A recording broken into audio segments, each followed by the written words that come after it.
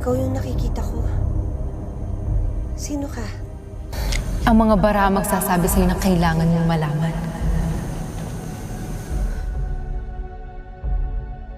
Wala akong panahon para manghula. Nasaan tayo? Ano ang Cuatro Santo? Ang Cuatro Santo, ang Baryo Kulimlim, ay isang natatanging lugar. Nasa gitna ito ng mundong nakasanayan mo at mundong makikilala mo pala ngayon. Anong kinalaman namin ni Mia dito? At ikaw, anong papel mo? Ang pangalan ko dati ay Magda.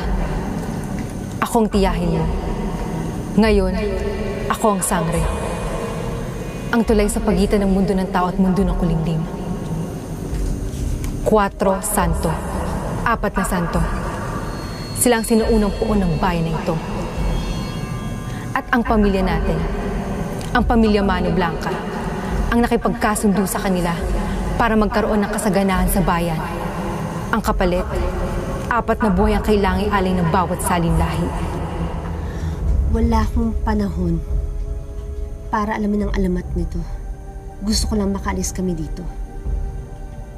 Sabihin mo sa akin kung paano kami makakaalis sa lintik na lugar na to. Hindi papayag si Papang na umalis kayo dito dahil kayo na lang ang pag-asa ng pamilya. Ikaw ang nakatakdang pumalit sa akin, Dalisay. Ikaw ang susunod na sangre. Nagawa mo na ang una mong misyon.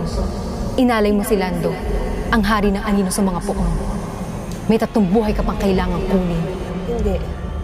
Magaganap ang dapat maganap. Hindi ko sinasadya yung nangyari kay Lando. Hindi ko siya inalay. Hindi nababali ang tadhana. Hindi napuputol sa pag-ikot ang singsing na ulupong. May kapangyarihan ka, Isay. May kakayanan kang pasukin ng panaginip. Kaya mo rin manipulahin ang panaginip ng iba. Gamitin mo ang kapangyarihan mo, Isay. Kung gusto mo makatakas dito, gamitin mo ang kapangyarihan mo.